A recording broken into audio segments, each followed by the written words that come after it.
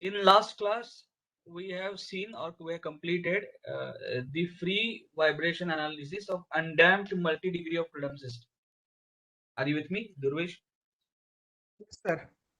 Now, in this class, we are going to start with free vibration analysis of damped MDOF system. What are the various ways in which the multi-degree of freedom system can be damped?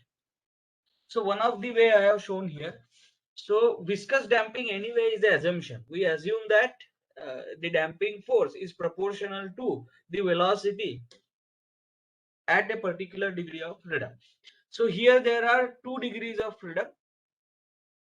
So the mass m1 is going to have some velocity with reference to ground, and mass m2 will have some velocity with reference to ground. So in this shown figure, what I am trying to say is damping force applied on mass m1 will be proportional to the velocity of m1 relative to the ground. Are you with me, Durvesh? Yes, sir. And damping force applied on mass 2 will be proportional to velocity of m2 with reference to ground. This is what I am trying to say. And these are the two constants, C1 and C2. These are damping coefficient. These are damping coefficients for mass m1 and for mass m2 in the system. Are you with me? Yes, sir. Okay. Now we have already seen in the previous example that we can convert this system into a 2 degree of freedom system representation in terms of dashpot model. So we call this as spring damper model. Sorry, spring damper model. Are you with me? Yes, So where I have shown mass m1, I have shown mass m2, and k1 is the stiffness of columns that contribute to. Okay, I need to show this as m1, this as m2, and this as m1. I'm sorry. So this is m1. So similarly, this needs to be c1 and this needs to be c2. This is c1, this is c2. Are you with me? yes, sir. Durvesh, don't mute. Keep yourself unmuted. Okay, sir. Yeah. So therefore, we have C1 and K1 and K2 are the stiffnesses of equivalent springs connected to mass M2 and between mass M2 and M1. Have we evaluated the values of this K1 and K2 in last problem? Yes. So we are going to take the same problem as previous one. So let me check out those values. 1 minute. So M1 and M2, these values, if I'm right, they are 2750 kg and 2300 kg. Are you with me? Yes, sir. So M1 is equal to 2750 kg and M2 is equal to 2300 kg. This is as per the last problem. These are the given values. Are you with me? Then you were given the height of columns H and you were given the cross sectional area, you were given the grade of concrete. So therefore you could calculate bending stiffnesses of columns, and we knew that K1 is equal to, how much is K1? So K1 was 96 EI by H cube. Are you with me? Yes, sir. This we have already done in the last problem. So I am not going to redo that. So it is 96 EI by H cube.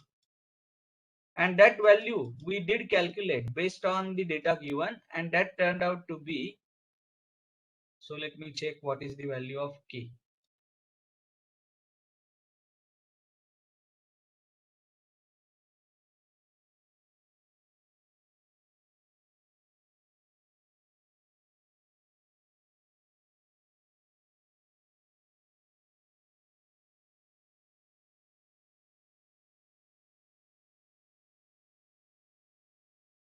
Does anyone have the value of K? Yes, so it is 64.5 into 10 power 5 K1. 64.5 into 10 power 5. What was the unit? If I am right, it was in Newton per meter. Are you with me? Yes, sir. Then what is the value of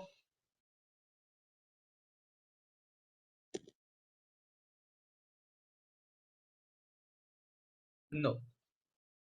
Just give me a second. Forget this.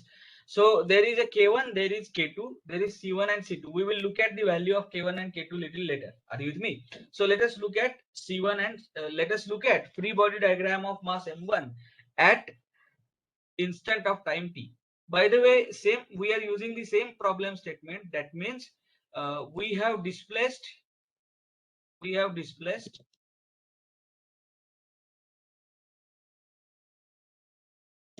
the M1 by 10 mm towards left. So what are the initial conditions? So at time t equal to 0, if this is mass M1 and this is mass M2, M1 has been displayed by 10 mm towards left. Are you with me? Yes, sir. And M2 has been displaced by 10 mm towards right. These are the initial conditions at time t equal to 0. So we have displayed these masses in this fashion, and then the masses are released. And we are observing what is the value of x directional deformation of mass m1, that is called as u1 of t, and what is the value of x directional deformation of mass m2, that is called as u2 of t. So u1 of t and u2 of t are the unknowns that we are going to solve for. Are you with me? Yes, sir. Okay. So given that case, now we are drawing the free body diagram of mass m1 at time t. So mass m1 initially at time t must have moved towards right by amount u1 of t. Are you with me? So we will assume that u1 of t is positive. u1 of t is positive. That means from mean position at given instant of time t, m1 is assuming position towards right. Are you with me? Yes, sir. So what are the forces that are acting on M1, mass M1? So the first force that is acting on mass M1 is going to be towards left. Why towards left? Because this mass M1 is it is pulled towards right. Are you with me? Yes, sir. I am not sure if I have shown this correctly. Well, let me check. M1 and M2. I thought so.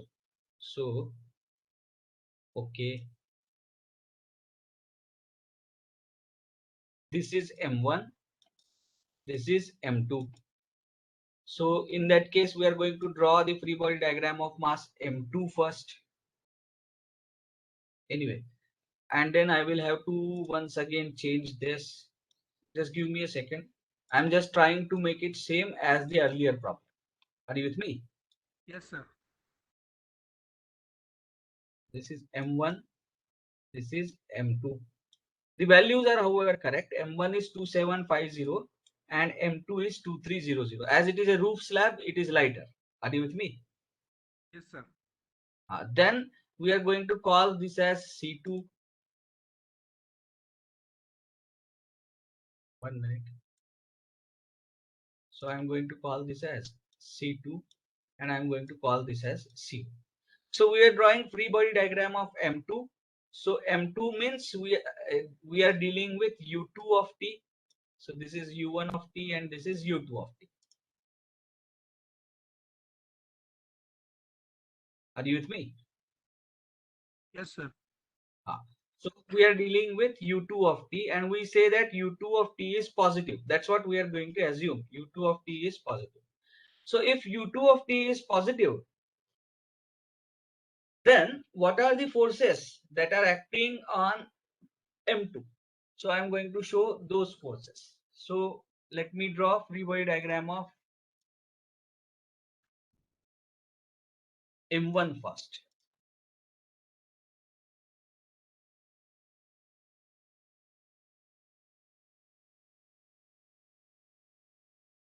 Okay.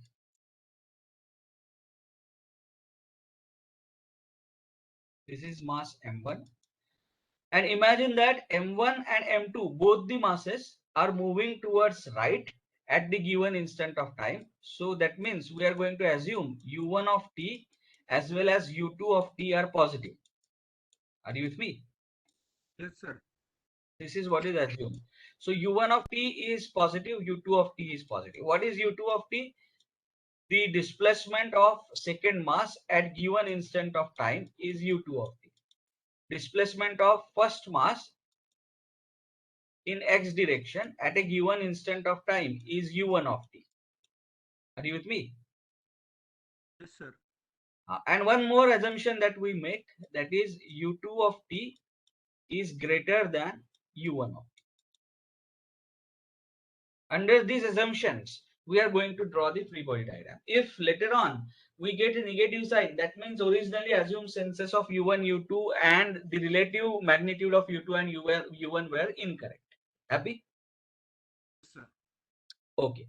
So now, mass M1 has moved by distance U1 of t and mass M2 has moved by distance U2 of t towards right, but U2 of t is greater than U1 of t. This is the situation that we are dealing with. For example, let us say mass M1 has moved towards right by 2 mm and mass M2 has moved towards right by 3 mm. So M2 has moved further than M1. Are you with me? Yes, sir. Okay. So now, how does the free body diagram of M1 look like? So first of all, this spring K1, it is connected to ground and it is connected to M1. As M1 moves towards right by amount U1 of t, the spring force will be K1 times U1 of t. And as the mass is moving towards right, this spring force must be towards left. Do you agree with me? Yes, sir. So this force I am going to write it as K1 times U1 of t. Happy? Are you with me? Yes, sir. Okay. Now what about this spring? So M2 has moved by distance U2 of t and M1 has moved by distance U1 of t. So what is the relative extension of this spring K2? So relative extension of this spring K2 is going to be equal to how much? Tell me. Bolo. Sir, can you repeat? Because your voice is breaking for me. Okay, just give me a second. I will shift to another network. Let me try. 1 minute. Okay. So let me quickly go through uh, whatever we have done once again. So we were drawing free body diagram of M1 and we made certain assumptions that U1 of t, U2 of t is positive, U2 of t is greater than U1 of t and U1 dot of t and U1 double dot of t are towards right. So if we make that assumption and if we follow the methodology given in previous class, we can straight away write down these two forces, K1 into U1 of t and K2 into U2 of t minus U1 of t. Let us quickly look at the directions. So when mass M1 is moving towards right, spring K1 is going to get stretched. Because of that, it is going to apply a force towards left. So therefore, that force is K1 into U1 of t. Are you with me? Yes, sir. Yes.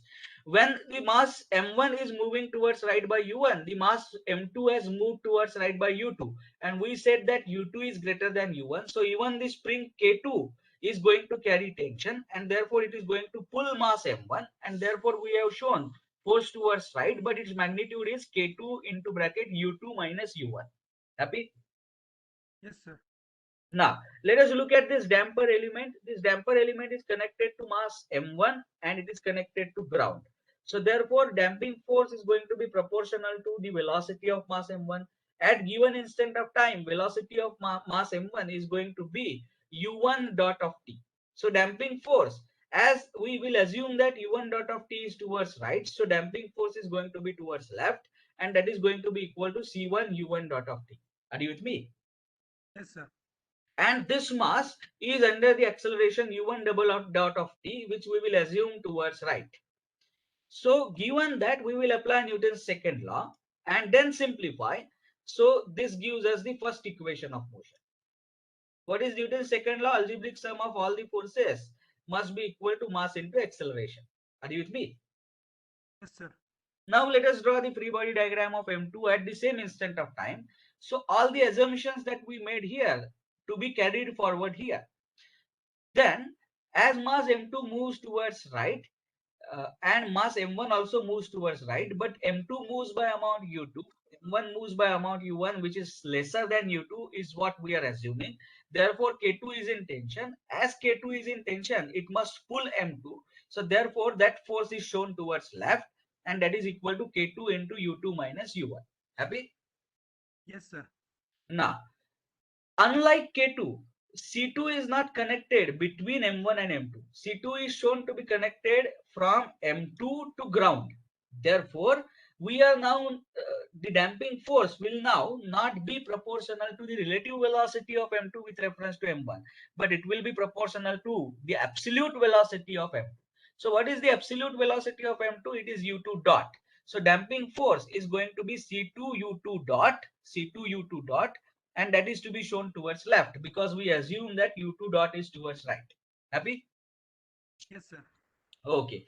So then again apply Newton's second law on this mass, you get the second equation. So first and second equation we have written down in terms of matrix form, and what we can say is this is mass matrix, this is acceleration matrix, this is stiffness matrix, and this is displacement matrix. So ये दो जो matrices थे, these two matrices we had already obtained as it is in the previous problem. Do you agree with me? Yes, sir. So they are same as the previous problem. So I will write that same as previous problem.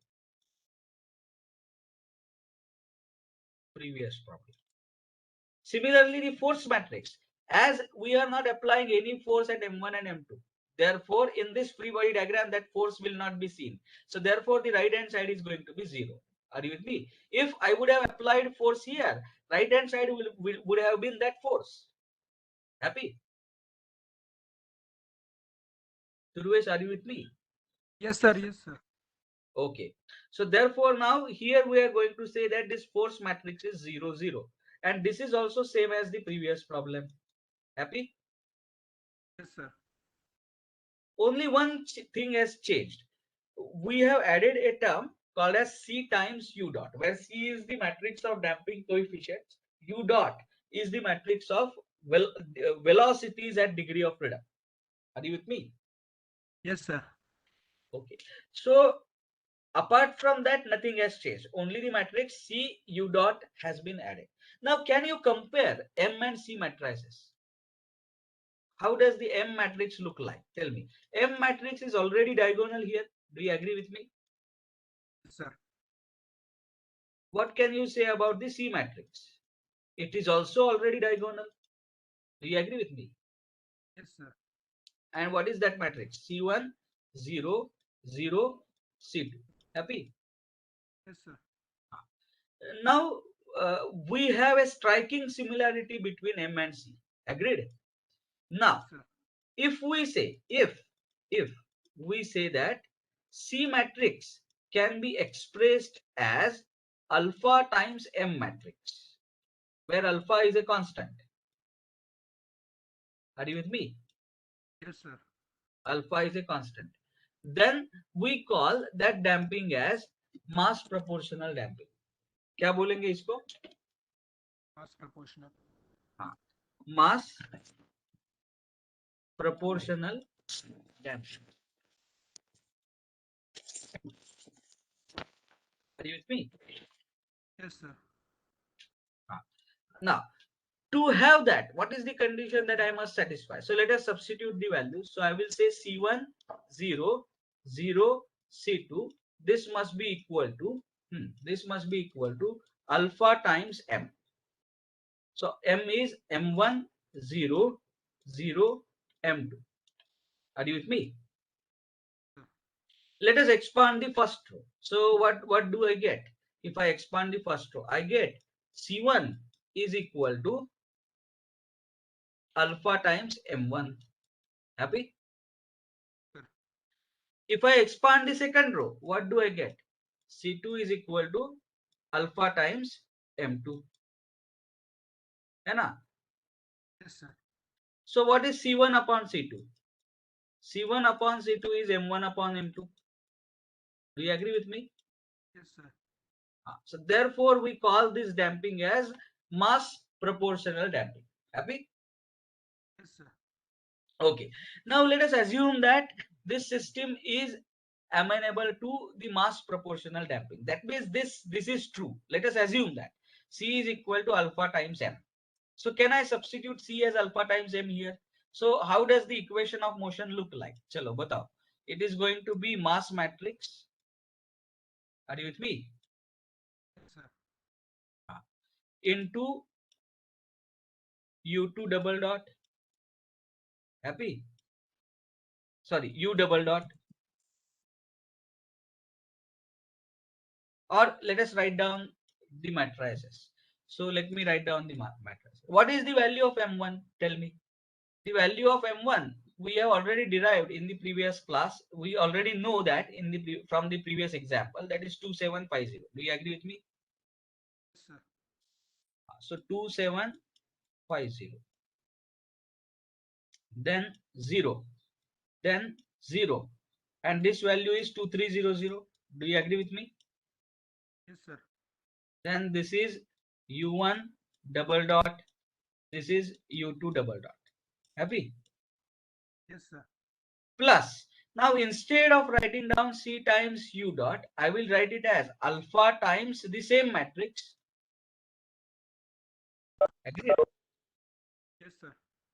Alpha times same matrix multiplied by U1 dot U2 dot. Happy? Yes, sir. Plus stiffness matrix K. But do we already know the stiffness matrix from previous case? Yes, we know the value of K1 plus K2. So if you remember that, I will copy that from here. Just give me a second.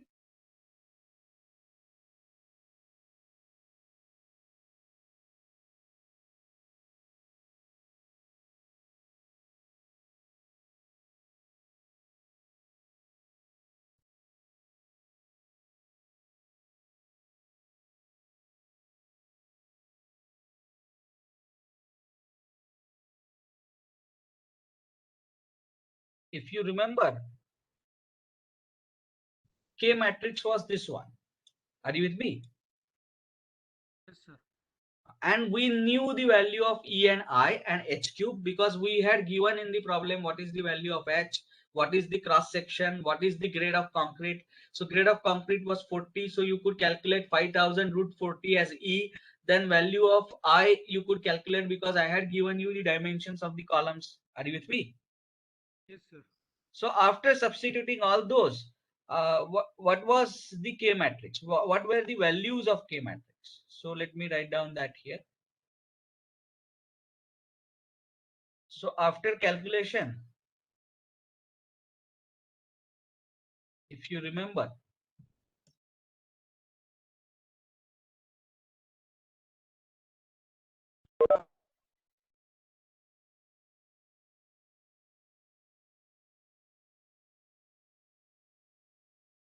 this was the K matrix. 1 minute.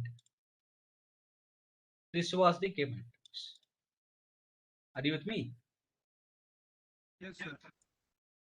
So apart from Durvesh, does everyone remember how did we calculate this K matrix? Please type your response in chat box so that I can go ahead. This is exactly the previous example. We had calculated this from the values of E and EI. From E and I. So type your response in chat box. Do you remember this? So Vivek, Malayach, Nimisha, Pranav, Durvesh, Neil, Shreyas. Do you remember this? Vedang. Okay, Durvesh, now you can mute. Vedang, you can unmute for some time. Yes. So hopefully you remember this. So we know the value of K matrix, value of K1 plus K2. So what is K1 plus K2? K1 plus K2 is 64.5 into 10 power 5. What is K2? K2 is 32.25. So and so forth. So we know these values. Are you with me? Yes. So therefore now we are going to write down this K matrix as it is here. So I'm going to write it as 64.5 minus 32.25. Happy? Then 60 minus 32.25 and then 32.25. This entire thing multiplied by 10 power 5. Happy? Are you with me, Vedant? Sir. Yeah. And then we have u1 to here. This has to be equal to 0, 0. Happy? Vedant? Sir. Yes. Now, what is the problem with solving this? So the problem is K matrix is not diagonal. It is coupled. Are you with me? Yes, yes. So K matrix is coupled. So what is the trick that we followed? We found out the eigenvalues of pi matrix. Do you remember that this procedure? What did we do? We did find out eigenvalues and eigenvectors of M inverse K matrix. Happy? Sir. M inverse K. So you know the M matrix, you know the K matrix. So M inverse K matrix is known. You find out its eigenvalues and eigenvectors. Then arrange the eigenvalues in ascending order. Are you with me? Arrange Sir. eigenvalues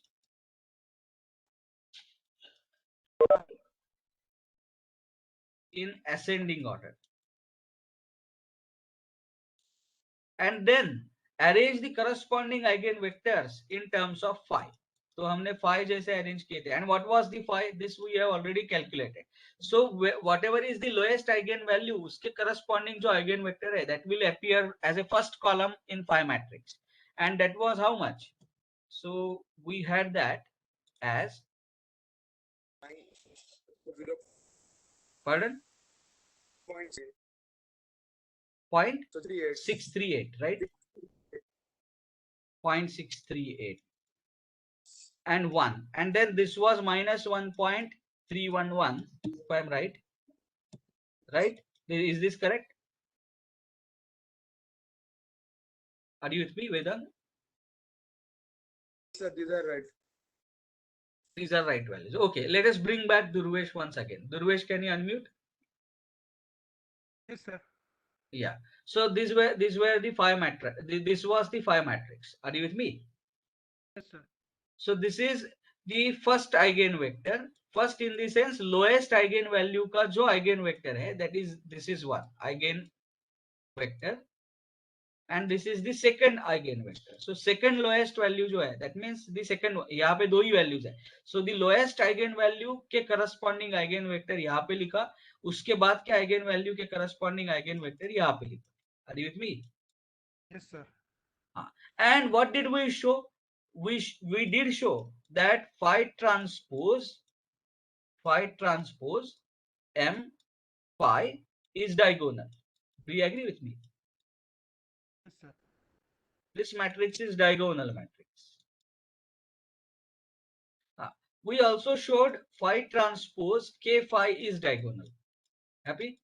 Yes, sir. So ये भी diagonal matrix है. Now what can you say about phi transpose C phi in this particular case? Yes, Durvesh, go ahead. So can I write phi transpose C phi as phi transpose देखो alpha times m into phi. Agreed? Durvesh, are you with me? Yes, sir. Yes. Why are we agreeing to this? Because we said that we are dealing with the case where the damping is proportional to the mass matrix. So damping matrix can be written as alpha times mass matrix. Happy? Yes, sir. So that's what I have done. So now phi transpose alpha times m phi. This is what I have written. Now, can I take this alpha outside this matrix operations? Yes, because it is a constant. Are you with me? Yes, sir. So will it be equal to alpha times phi transpose m phi? Yes, sir. But phi transpose m phi is already diagonal. Are you with me? Yes, sir. So therefore, a scalar multiplied by diagonal matrix is also a diagonal matrix. So therefore, this matrix is also diagonal. Are you with me? Yes, sir.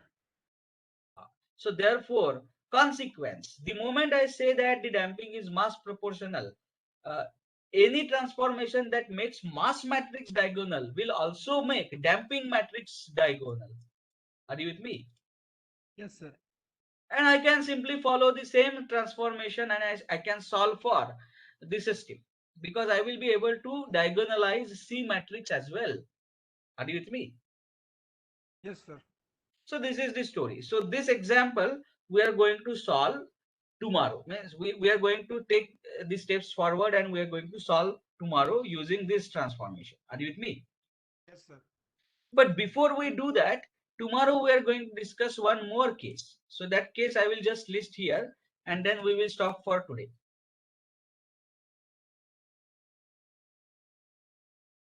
Are you with me? Yes, sir. So let me list that case. Alright.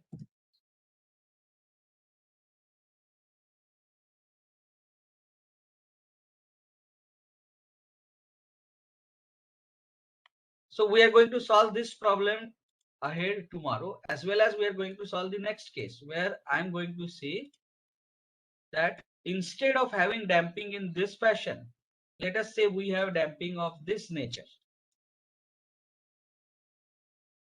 This is M1, this is M2. Are you with me? Yes, sir. सही लिखा ना M1 M2? No, no, उल्टा M2M. उल्टा लिखा. Okay, 1 minute. This is M1 and this is M2. Happy? Yes, sir. Now this is connected to the ground. This damping is connected to the ground. I'm going to call this as C1. Happy? Yes. Yes, sir. And C is no, I'm going to call this as yes, यहाँ भी गलती है. So C1 and C2. Happy? Are you with me? And instead of connecting M2 to the ground, let me say the damping prevails between the first story slab and roof slab. Are you with me? Yes, sir. And I'm going to call it as C2. So what is the change in this representation? That we will do and then we will stop for today. So change in this representation will be like this. This is K1. This is C1 connected to mass M1. Are you with me? Yes, sir. देखो, mass M1, the first point C1 का first point is connected to mass M1 and second point is connected to ground. So I have shown C1 like this. Now, when I show K2, that K2 is in between M1 and M2 that we have already derived in the previous example. Are you with me? Yes, sir. So I'm going to call this as K2. I'm going to call this as K1. That's done. But now C2, instead of being connected between M2 to ground, it is connected from M2 to M1, just like K2. Are you with me? Yes, sir. C2. And now we are going to do the same exercise. We are going to write down the equations of motion and you will see just like mass proportional damping, in this particular case, you will have stiffness proportional damping. Are you with me? Yes, sir. And even if it is stiffness proportional damping, No worries, because phi transpose k phi is also diagonal. So stiffness proportional damping लिखने के बाद भी C matrix diagonal होगा. Are you with me? Yes, sir. So we are going to derive the equation for this, and then both the cases के जो equations है, we are going to solve it simultaneously. Are you with me? Yes, sir. Okay, so that's for tomorrow's class. Let us stop here. You can mark your attendance and then leave the class. अगर किसी को कुछ doubt है तो पूछो.